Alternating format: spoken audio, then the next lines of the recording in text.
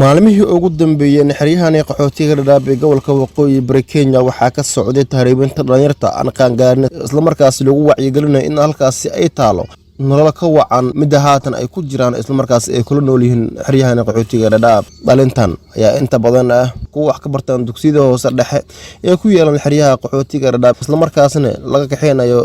waxbarashada ay halkan ay ku jireen Cabdullaahi Cabdiraxmaan Nuur waa mid ka mid ah dhalinyarta ku nool xeryaha qaxootiga dhadhaab isla markaasi ka badbaaday arin lagu tashkiiliyay isla markaasi lagu doonayay in uu ka mid noqdo dadka tahriibayaan waa kan Cabdullaahi oo inoo sharaxayo qaabka uu uga badbaaday tashkiilinta lagu tashkiiliyay si fiican arintaas way jirtaa aniga laftirkeyga ayaa ka mid noqon garay dhibanayaasha arintaas aniga oo mar hadda aanan fogeyn nin saaxiibkay ah Khaliif la dhaho yimid habeenada kamid ah xaafadii ugu yimid ina sheegay in ay fursad yar oo fudud ay tahay oo inta ka baxayno $2500 aan baxsanayno kadibna la geenayo meel la dhaho Tunisia kadibna laga qaadayo ilaa Mexico lacag yar aan ku tagayno asagana uu sheegay in lacagtaas fududahay intii aan muxuu ahay Afrika sii joogi lahayn waxyaabaha aan ku baajiyo waxa kamid ah in aanan ku qancin hadalkii ninka saaxiibkay uu sheegay way fursado kale lagu baxay jiro qofka hadii uu danaynayo inuu baxo Yaasiin Caawil Cabdi waa mid ka mid ah maamulayaasha dugsiyada sare ee ku yeelan xeryaha qaxootiga dhadhaab asagoona waalidiinta iyo macallimiinta ka codsaday si dhow ee la socdaan carruurta iyo sidoo kale ardayda wax ka baranayaan qayb ka mid ah xeryaha qaxootiga dhadhaab walaacni waan ma maqlaynay meediyaha dhamaan xerada inay ka jirtay waalidiin caawanayaan badan way jirtay waan maqlaynay xaga dheere ilaa xerooyinka dhamaan anaga laakiin wali nama soo gaarin hadda laakiin cabsidaas waan qabnaayo taas awgeed waxaan sameeynay inaan isku xirno waalidka iyo macallimiinta u hayaan fasalada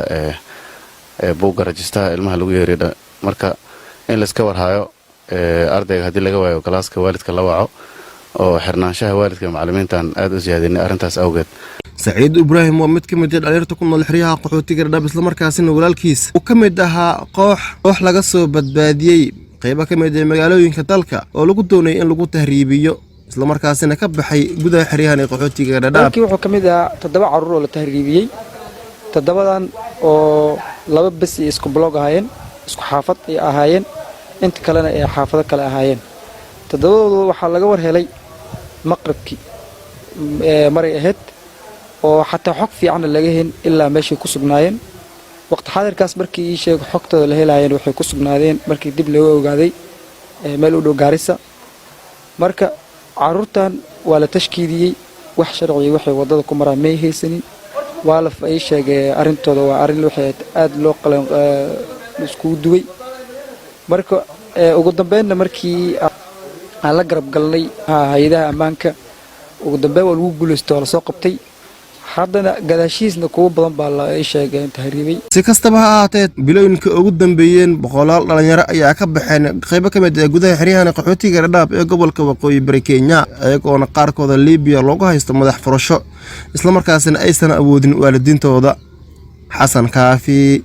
telefishinka caalamiga Hon Cable xeryaha qaxootiga dhadhaab gobolka waqooyi bari Kenya